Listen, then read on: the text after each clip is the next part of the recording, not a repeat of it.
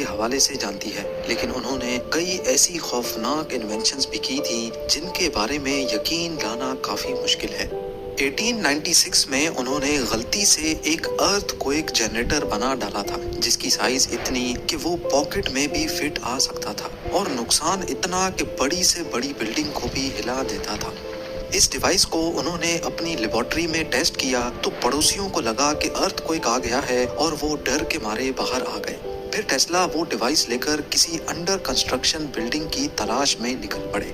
راستے میں انہیں ایک 10 منزلہ بلڈنگ نظر آئی جس میں ورکرز کام کر رہے تھے۔ انہوں نے یہ ڈیوائس اس بلڈنگ کے اسٹیل فریم پہ لگا دی۔ تھوڑی ہی دیر بعد اوپر سے ورکرز گھبراتے اور بھاگتے ہوئے نیچے اترے کہ جیسے کوئی ارتھ کوئک آ رہا ہو۔ پولیس کو بلوا لیا گیا، لیکن ٹیسلا نے کسی کو بتائے بغیر اپنی ڈیوائس واپس جیب میں ڈالی اور وہاں سے نکل گئے۔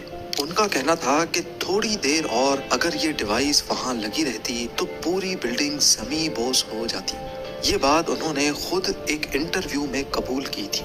پر سوال یہ ہے کہ پاکٹ کی سائز جتنی ڈیوائس ارتھ کوئی کیسے لا سکتی ہے؟ اصل میں نکولا ٹیسلا یہ ڈیوائس بنانا ہی نہیں چاہتے تھے، بلکہ وہ تو ایک ایسے پروجیکٹ پہ کام کر رہے تھے جو ایک جگہ سے دوسری جگہ انرجی ٹرانسفر کر پائے گی، وہ بھی بغیر تار کے اور بغیر کسی خرچے کے۔ ان کی زندگی کا زیادہ تر حصہ فریکوینسیز اور وائبریشنز کو اسٹڈی کرنے میں گزرا تھا۔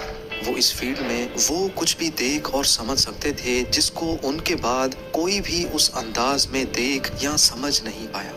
ان کا آئیڈیا تھا کہ وہ ایک ڈیوائس کے ذریعے ایک خاص فریکوینسی کی وائبریشن پیدا کر کے اس کو زمین میں ڈالیں گے۔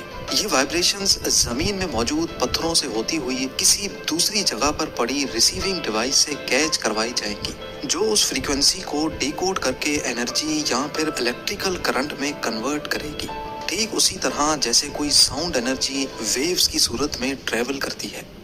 ہماری دنیا ہر وقت ایک خاص فریکوینسی پہ وائبریٹ کرتی ہے۔ یہ فریکوینسی 7.83 ہرٹز سے لے کر 33.8 ہرٹز تک ویری کرتی ہے۔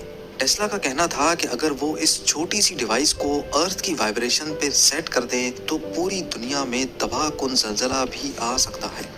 لوگ ان کی یہ باتیں سن کر مذاق بنایا کرتے تھے، لیکن پھر آخر وہ دن آ ہی گیا جب دنیا نے نکولا ٹیسلا کو حقیقت میں سیریس لینا شروع کیا۔ زیم ٹی وی کی ویڈیوز میں ایک بار پھر سے خوش آمدید۔ ناظرین، ہماری روزمرہ کی زندگی